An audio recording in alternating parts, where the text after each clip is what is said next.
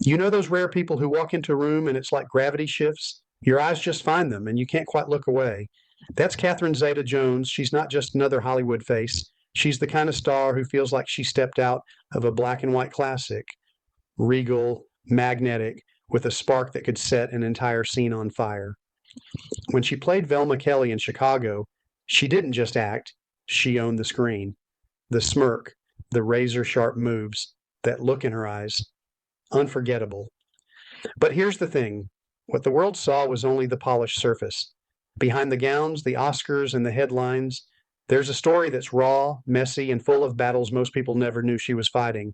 And that story, it starts long before the red carpets. She grew up in Swansea, Wales. Her father ran a bakery, her mother sewed clothes. Their life was simple, small house, early mornings, modest dreams. But Catherine's first fight for life happened before she could even say her own name. As a toddler, she got hit with a viral infection so severe she could barely breathe. Her chest heaved, her tiny body struggled for air. Doctors had one option, an emergency tracheotomy. That's a surgical cut in the throat to keep you alive. It worked. She survived, but it left a scar right under her chin. She still has it, hidden most of the time, but always there. For her, it's not just a mark, it's proof she was a fighter before she even knew the word. Her parents spotted her spark early. She loved to sing and dance anywhere she could. Living room, church hall, didn't matter. And then fate played its hand. One day the family won 100,000 pounds in the national lottery.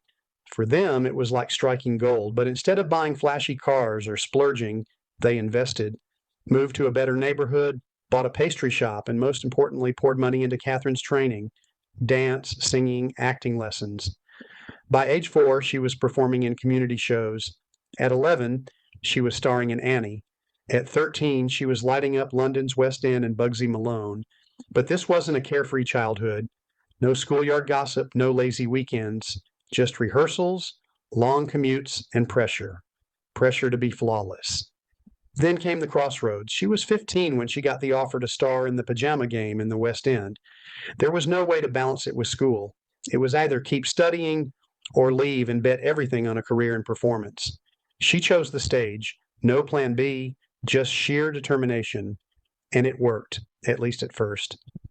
She built her name in theater, earned TV roles, and in 1990, she landed her first film in France, 101 Nights. She dreamed of a big screen breakthrough. Instead, it was a complete flop, barely sold 740 tickets in France.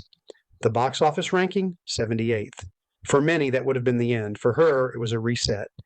She went back to England, took the role of Mariette in The Darling Buds of May from 1991 to 1993, and became a TV favorite in the UK. But breaking into Hollywood? That was another wall entirely.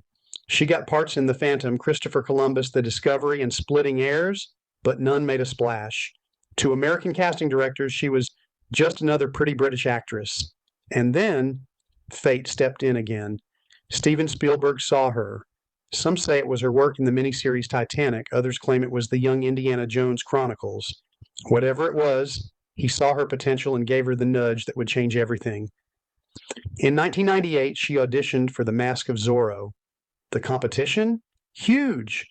Penelope Cruz, Shakira, Isabella Scorupco, all already better known in the U.S., but Catherine fought for it. Trained in sword fighting, horseback riding, flamenco, refused stunt doubles, took bruises, split her hands, and fell off horses. And when the film came out, she didn't just play the role, she owned it. The movie made over $250 million worldwide and turned her into Hollywood's newest star. From there, the hits kept coming. Entrapment in 1999, Traffic in 2000, and then Chicago in 2002, filmed while she was pregnant. 10 days before giving birth, she stood on the Oscar stage, gold statue in hand, and said she was carrying more than a child that night. She was carrying every rejection and every doubt she'd ever faced, and she was letting them go. And somewhere in the middle of all that, she met Michael Douglas. 1998 Deauville Film Festival. He walked up to her and said, "You're going to be the mother of my children." She wasn't impressed, but a bouquet and a heartfelt apology later, they started talking. Long late-night phone calls for months.